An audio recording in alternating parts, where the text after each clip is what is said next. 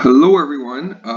Going to go over the assigned homework from last week, which was page 299 and 300, number 1 and 3. So, we are using what's called sinusoidal functions to model the position of something that travels in a circle. And we're going to be spending more time with this as the unit progresses. And eventually we want to look at modeling the amount of sunlight, for example, on any given day during the calendar year, right? And because it increases and decreases, it can actually be modeled with a sine or a cosine curve. So anyway, we're going to do page 299, question 1. Okay, so what we're going to do here is we're going to sort of draw the Ferris wheel. And it says that you're going to start in this position right here, and there's your cart. Okay, so this is 0 degrees of rotation. Okay, so now we're going to actually like plot this. Okay, and this is the sort of the horizontal displacement, so I'll call it HD, and this is the angle of rotation. Okay, it says the Ferris wheel is 8 meters and it travels counterclockwise, so it's going to travel to the left. Okay, so at 0 degrees, you are a horizontal distance, and we're doing it from the y-axis. Okay, so you're a horizontal distance of 8 meters. So we're going to plot a point right there at 8. Okay, and then at 90 degrees of rotation, your cart is going to be up here. That's at 90 degrees. Okay, now your horizontal displacement, okay, is 0. So it's going to go to 0.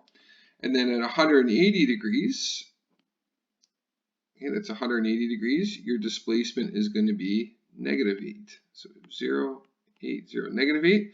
So we're down to negative 8, plot a point down here. Okay, and then another 90, which brings us to 270 degrees. Your cart is here.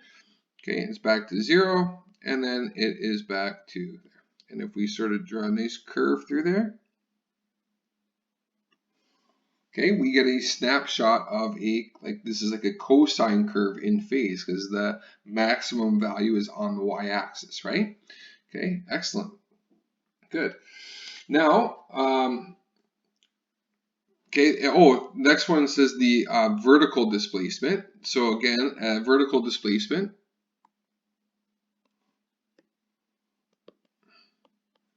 Okay, there's your vertical displacement, and this is your angle here, right? And if your vertical displacement at 0 degrees, you're not above the x-axis. That's sort of the y value, so that is 0. And then you're up to its maximum point, which is 8, and then back to 0, negative 8, and 0. And you get a function that looks like that. Okay, so the first one, it says which function models the horizontal displacement. Okay, we can say that a cosine function would be best because the cosine started at its maximum. And for this one here, we would say a sine function because it begins at its equilibrium and goes up to its maximum to the right. Okay, excellent. So that is question 1. And then I'll just do part of question 3 now. Okay, because it's sort of the same idea. This time here, it is an hour hand of a clock. Okay, so we're going to draw this. We're going to draw this here. Okay, and the first one says sketch the graph of the vertical position. Okay, and assume the hand starts at 9. So I'll draw like a clock here, and here is 9 o'clock right here.